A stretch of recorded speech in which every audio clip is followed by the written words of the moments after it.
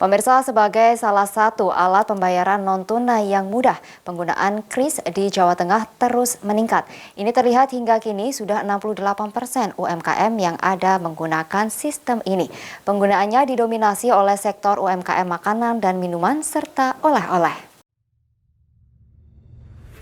Sebagai sarana pembayaran yang jauh lebih aman, apalagi di masa pandemi ini, penggunaan aplikasi kris sangat diperlukan.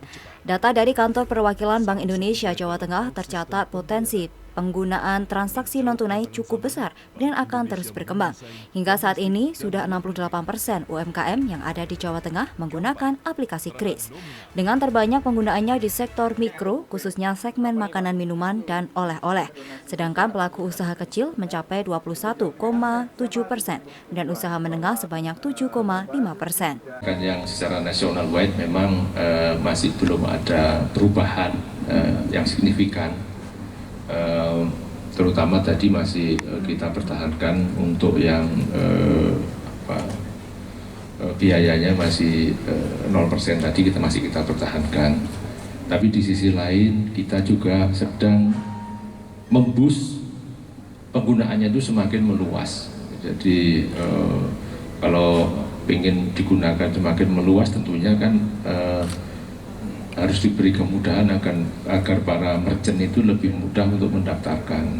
Jadi kemudahan yang dilakukan oleh bukan BI Semarang ya, tapi BI seluruhnya. Jadi secara nasional ini kami memfasilitasi dengan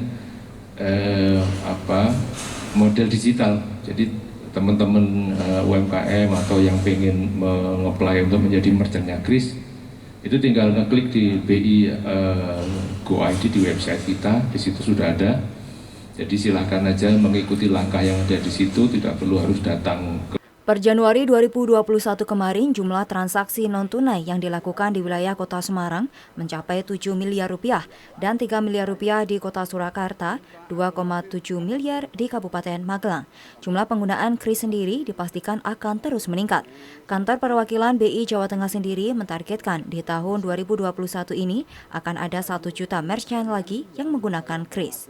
Untuk mendorong penggunaan kris, Kantor Perwakilan Bank Indonesia Jawa Tengah terus melakukan sosialisasi seperti lewat pelaksanaan Road to Festival Ekonomi dan Keuangan Digital Serikandi Kris lewat angkringan kris. Nanti kami terus melakukan sosialisasi kepada UMKM karena ini kan tidak hanya masalah menerima pembayaran dengan lebih mudah.